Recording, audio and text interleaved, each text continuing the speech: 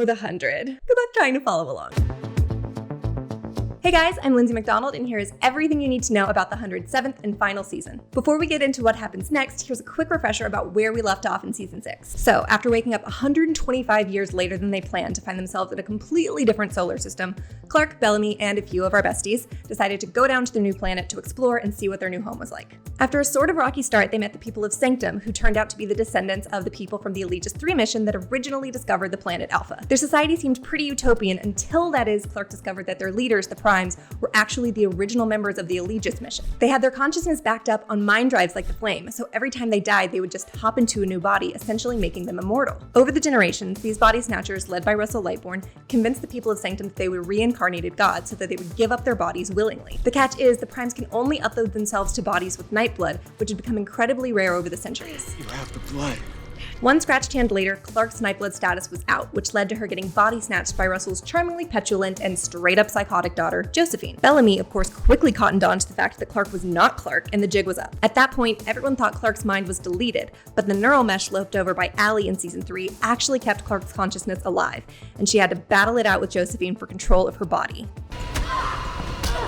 Unfortunately, since everybody assumed Clarke was dead, Maddie was devastated to learn that she had lost her mother. Maddie's grief and anger made her go full dark side over losing her mother. She ended up in league with Shade Hedda, an evil commander whose consciousness was saved in the Flame, and who was basically the devil on Maddie's shoulder all season, telling her to burn it to the ground. He's creepy. The stuff of nightmares. Clarke eventually won the struggle with Josephine and kicked her out of her body, but Maddie was fully under the control of Shade Hedda by that point. Raven came up with a plan to delete the Flame, which would have killed Shade Hedda and saved Maddie, but he somehow escaped into the Aegis computer system in the process, which feels like a very, very ominous cliffhanger for season 7. Clarke and Maddie eventually defeated the Primes by shooting them out of an airlock, but don't worry, Russell and his fabulous wardrobe survived. While all of this was going on, Octavia and Diyoza spent the season exploring the planet and hanging out with the children of Gabriel. They're basically a group of people who got exiled from Sanctum for following the teachings of a man named Gabriel. Get it? Children? Gabriel?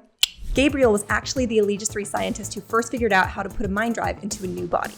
Eventually, though, he became so disgusted with the practice of immortality that he left Sanctum entirely. We were all told that Gabriel was an old man living alone in the woods, but Diyoza realized Gabriel had actually uploaded himself into one of the bodies of the children of Gabriel, and had been pretending to be this guy named Xavier the whole season. Xabriel showed Octavia and Diyoza a mysterious energy field on the planet called the Anomaly. All we know about it at this time is basically it's a swirling ball of green energy that causes hallucinations. Diyoza wandered into the mist following a vision of her unborn child Hope, and Octavia dived in after her to save her. While Octavia got spit out like 2 seconds later, Diyoza did not. Octavia had no memory of what happened inside the Anomaly, but she did have a wicked new back tattoo. Gabriel realized that the tattoo on her back matched the symbols he'd seen on an underground device that he believed was connected to the Anomaly. We call it the Anomaly Stone. You must have gotten it on the other side. They activated the device using the symbols, and the Anomaly expanded. A grown-up Hope came out of the mist and killed Octavia, whose body dissolved into green mist. I swear to God, this show. Coffee, because if anybody tries to explain the show without coffee, they're just fooling themselves. Moving on to things we don't know, the Anomaly is still a huge question mark. There are a ton of theories out there about what the Anomaly is and what happened to Octavia, but my favorite one is that the Anomaly is actually a wormhole. Ooh. When Octavia came out of the Anomaly, her injuries were healed, and Gabriel even remarked that her hair seemed longer, indicating she'd spent some serious time on the other side, not just a few seconds. You're healed. That alone suggests there is some serious time flow disruption happening here. Always believe a guy who remarks, "Hey, is your hair longer?" When I spoke to Jason Rothenberg about the season 6 finale, he said that time might be acting a little strangely, but we are not dealing with straight up time travel right now. That leaves just enough gray area to run with our wormhole theory. There's also the Anomaly device to consider. That stone was on the planet before the Aegis 3 mission landed, hundreds of years ago. That means there was some sort of civilization living there before the Primes even arrived. We just don't know whether that civilization was alien or human. I'm kind of hoping for alien. Can we get aliens? It's a sci-fi show. If we go with the whole wormhole theory, it's possible the device creates a time loop, and Octavia and Diyoza were actually dropped on the same planet hundreds of years earlier when this civilization was there. Whatever the case, there's obviously a whole timeline of events that happened while Octavia was inside the Anomaly that we haven't seen yet. To figure that out, we're probably going to have to figure out who built the Anomaly Stone in the first place. This might sound a little far-fetched, but could it be more people from Earth? The first episode of season 7 is titled From the Ashes, which was part of the motto of the Second Dawn cult that built that bunker beneath Polis. Why call back to that phrase unless that cult's going to factor into season 7? There's also the matter of that bunker being completely empty when Jaha found it in season 4. We know there were people in it at one point because of the vision Maddie had of Cadogan burning Becca at the stake. But if that's the case, where did they all go? Jaha should have found hundreds, if not thousands of bodies in that bunker, but instead he found it abandoned. out. A wormhole would explain how the people of the Second Dawn cult got to planet Alpha hundreds of years before the Aegis III mission. Wormholes don't need hundreds of years of space travel. How exactly the Second Dawn people discovered a wormhole or learned how to use it is completely beyond me. That's something season 7 is going to have to answer. Trying to sound like I know what wormholes are when I definitely don't. Spoilers about the new season have been kept even more tightly under wraps than usual, much to my disappointment, but we do know a few things about the final season. It premieres Wednesday, May 20th, and it will have 16 episodes, bringing the total episode count for the series to 100. We also know we have not seen the last of Octavia Blake. Despite her apparent death in the season 6 finale, Jason Rothenberg did confirm that she will be back for season 7.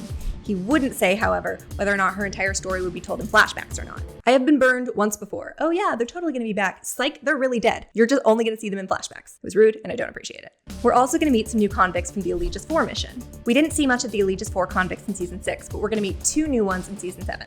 Nikki, played by Elena Huffman, will be a bank robber and a spree killer who will take on an unexpected leadership role in season 7. On the other end of the spectrum, Hatch, played by Chad Rook, will be a charming convict who just wants a better life for those he loves. Criminal with a heart of gold, guys. We also know we are getting an official Backdoor Pilot episode. A spinoff of The 100 is currently in the works at the CW, and season 7 is going to set it up. We know it's a prequel set on Earth right after the first bombs went off, just as the Grounder civilization was getting started. I'm telling you, the spoilers have been hard to find this year. Right now, I'm trying to figure out how a prequel about the early days of the Grounder civilization could work into the storyline of season 7, when we're planets and eons and galaxies away. But this might be the thing that ties it all together. Remember that anomaly theory about the Second Dawn? If we really are going to revisit the days just after the bombs went off, those two storylines can intersect really nicely. That would also make the Backdoor Pilot feel like an organic part of season 7. I have to wait for whoever's singing in my hallway. I really hope my mic's not picking that up. Quarantine life is hard, y'all. I have a ton of questions about the 100's final season, but obviously the biggest one is who is going to make it out alive. The 100 established early and often that it is not afraid to kill its darlings,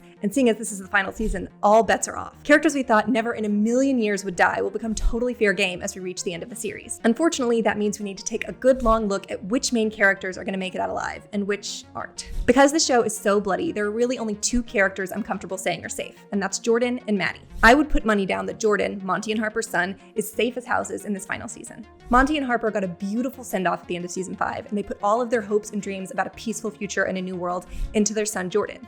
They then entrusted him to Bellamy and Clarke's care, asking them to be the good guys. Jordan represents the promise of a new future and the new generation, and not even the 100 would go so far as to kill that off in its final season. This kid's legacy, plus his adorable puppy dog exuberance, is definitely going to keep him alive in season 7.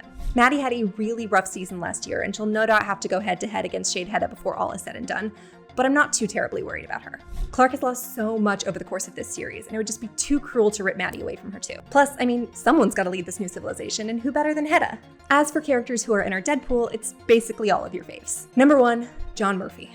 Normally, I would say Murphy is too much of a fan favorite character for him to be killed off, but this season, I'm just not so sure. Over the course of the series, he's established himself as the survivor of the group, somehow able to escape every scrape and stay alive. Is there really any better way to say that the stakes are higher than ever this season than to kill off the one character we most associate with the will to survive? I don't think so. Number 2, Octavia Blake. Octavia is probably the most likely person on this list to die, and not just because the season 6 finale really appeared to have killed her off already. There's obviously a lot more of Octavia's story to tell, but there was just something so ominous about that death at the end of season 6. It kind of feels like the end of the road for this character. Octavia has done some really despicable things over the years, and so you have to ask yourself, is death the ending she deserves? It would break my poor little Octavia loving heart, but I have to consider it to be a very strong possibility. Number 3, Echo. It kind of feels like ever since we first met Echo, she's been living on borrowed time. She is always the first person to throw herself into the fray, or the first to sign up for a suicide mission. That kind of behavior is risky on a good day for the 100, let alone during the final season. Unless Echo starts playing it safe, and let's be real, pigs are gonna fly before that ever happens, she's gonna find herself in a dangerous situation that she won't walk away from. And finally, the last item on our list is a twofer, Bellamy Blake or Clarke Griffin. We all know the 100 loves nothing more than to emotionally devastate Bellamy and Clarke, which is why this last option is an either or. I cannot imagine the final season would kill both of these characters off, but it also seems equally unlikely that both of them would survive. Bellamy has become an incredibly noble and heroic guy over the years, and it would be completely in character for him to sacrifice himself for the group at some point. As for Clarke, we all know how popular it's become to kill off a main character in the final season, and she somehow always manages to find herself in a fight to the death wherever she goes. Death might be the only way for Clarke's fight to really be over. Now, I want to know who you think is going to die in the final season, or if you think my anomaly theory is just too bonkers. Let me know in the comments below. Bye, guys!